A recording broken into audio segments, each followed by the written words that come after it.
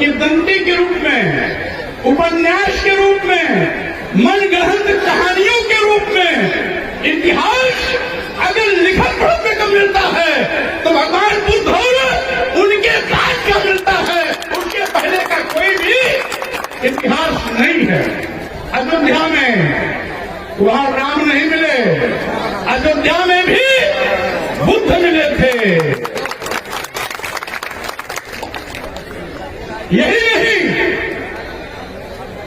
America के रांची की पहाड़ियों में भी वहां के प्रत्न विभाग ने खुदाई की तो रांची की पहाड़ियों में बुद्ध की मूर्ति मिली है।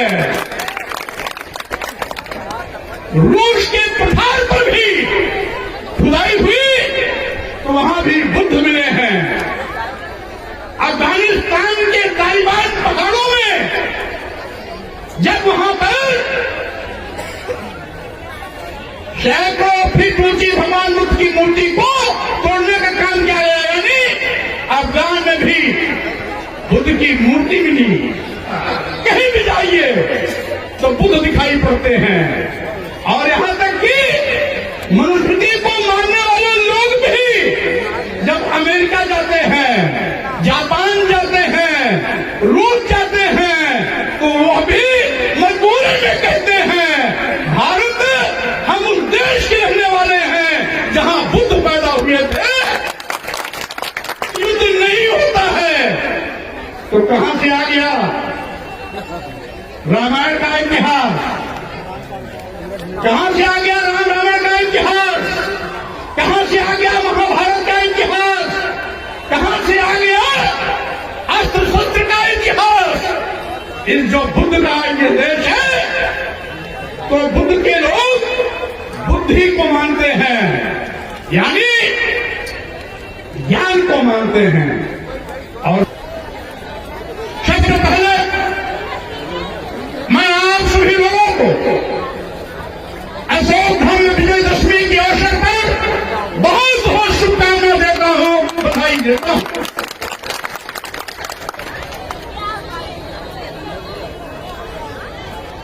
और साथियों, हमारे बहुत से विद्वानों ने बहुत अच्छे से विचार रखे।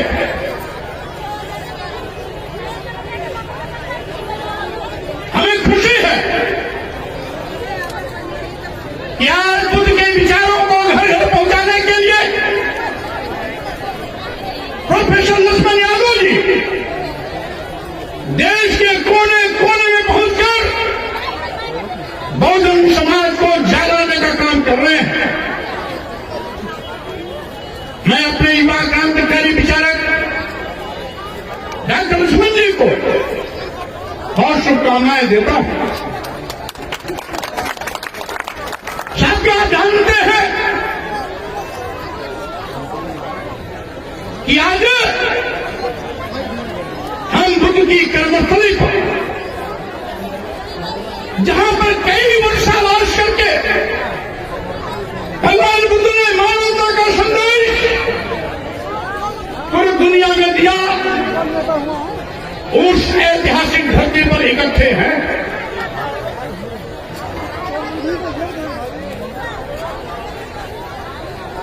आज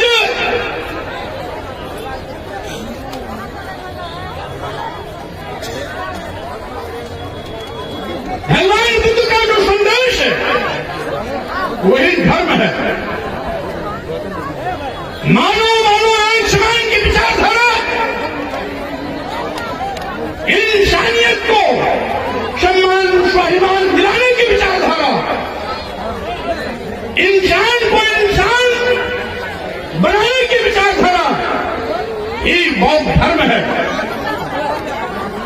आपने देखा होगा भगवान बुद्ध ने कहा था किसी चीज को इसलिए मत मानो कि किसी बहुत बड़े विद्वान ने कहा है,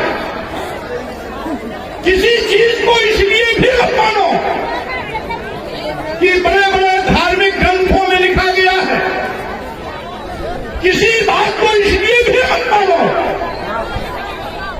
कि आपने किंवदंतियों के माध्यम से अपने पुरखों से बात को सुनी है, और किसी बात को इसलिए भी मत मानो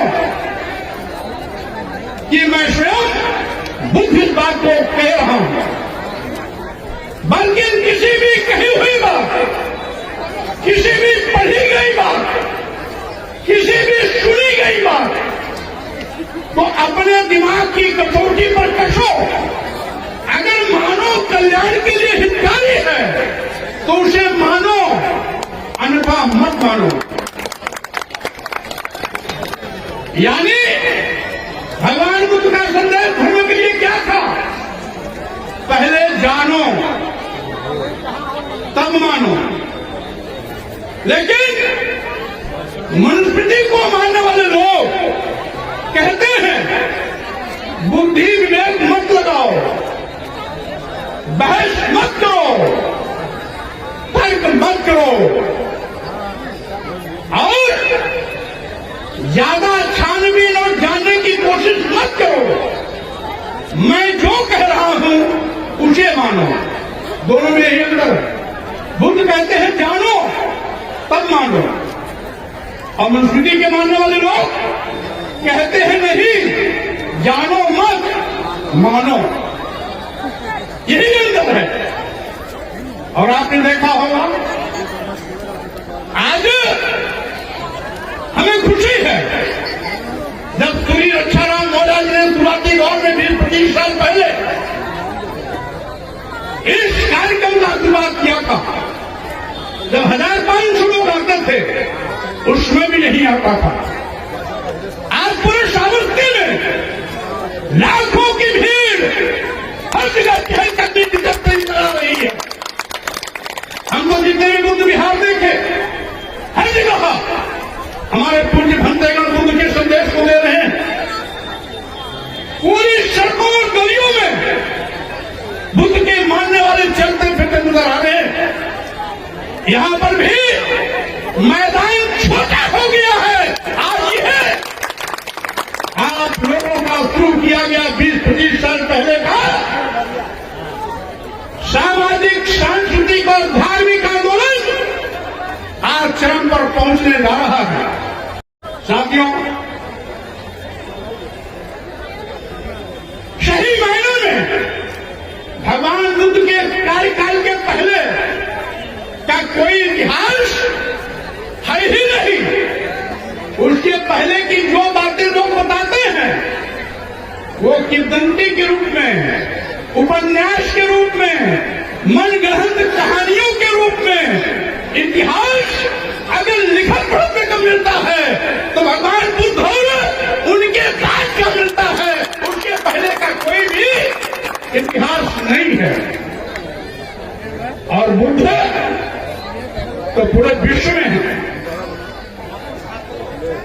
अनेकों बार पुरातत्व विभाग के द्वारा खुदाई हुई अयोध्या में, वहां राम नहीं मिले, अयोध्या में भी बुद्ध मिले थे। यही नहीं, अमेरिका के रांची की पहाड़ियों में भी वहां के प्रत्न विभाग ने खुदाई की तो रांची की पहाड़ियों में बुद्ध की मूर्ति मिली है।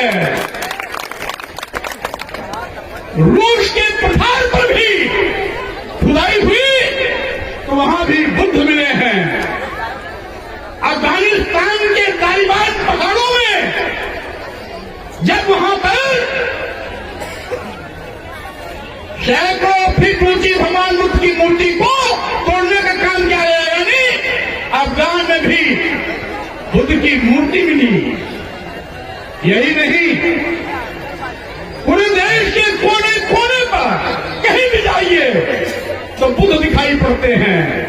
और यहां तक कि मनुस्मृति को मानने वाले लोग भी जब अमेरिका जाते हैं, जापान जाते हैं, रूस जाते हैं तो वो भी मजबूरी में कहते हैं भारत हम उस देश के रहने वाले हैं जहां बुद्ध पैदा हुए थे।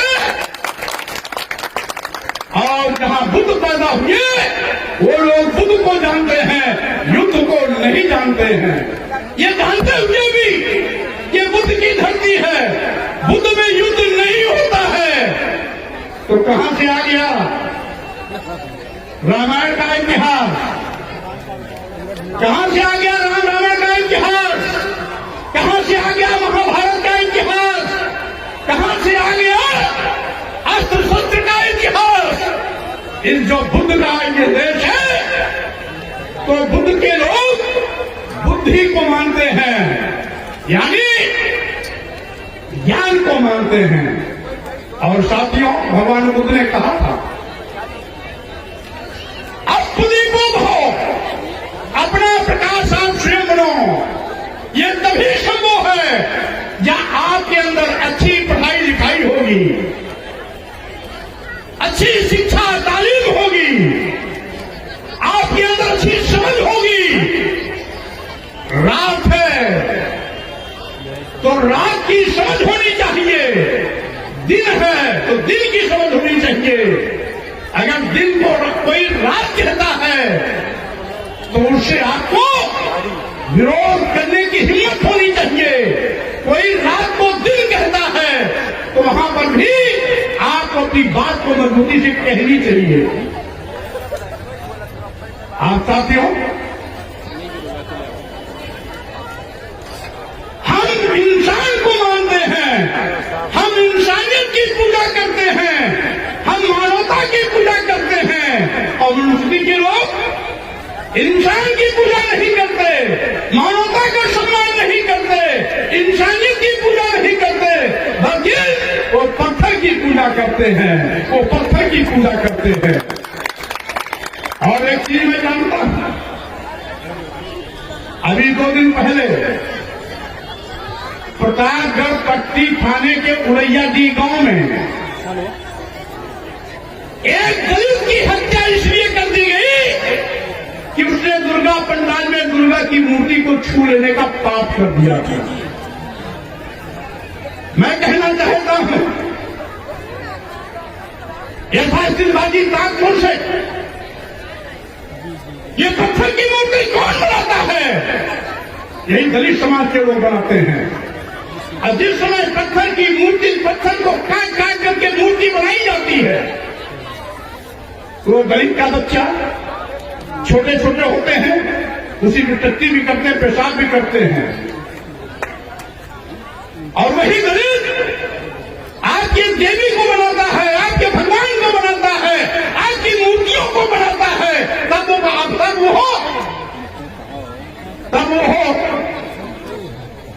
अछूतन नहीं होता, तब वो छूने तब उसको छूने तो रोका नहीं जाता। हुनर उसके अंदर है, मूर्ति वो बनाता है। और मूर्ति बन जाने के बाद जब आप उसको अपने मंदिर में बैठा देते हो तो कहते हो हम प्राण प्रतिष्ठा कर दिए हैं, अब कोई शूद्र इसमें घुसने नहीं पाएगा, कोई दलित इस मूर्ति को छूने नहीं पाएगा। यह क्या पाखंड है? आपके भगवान को, आपकी देवी को बनाया उस दलित ने, और आपने मंदिर के अंदर रखा नहीं कि वो दलित के अंदर छूत और अछूत की बीमारी लग गई। क्या विडंबना है? इसीलिए मैं कहना चाहता हूं साथियों, धर्म के ठेकेदारों ने धर्म के नाम पर आपको लूटा है। धर्म धरती शिक्षा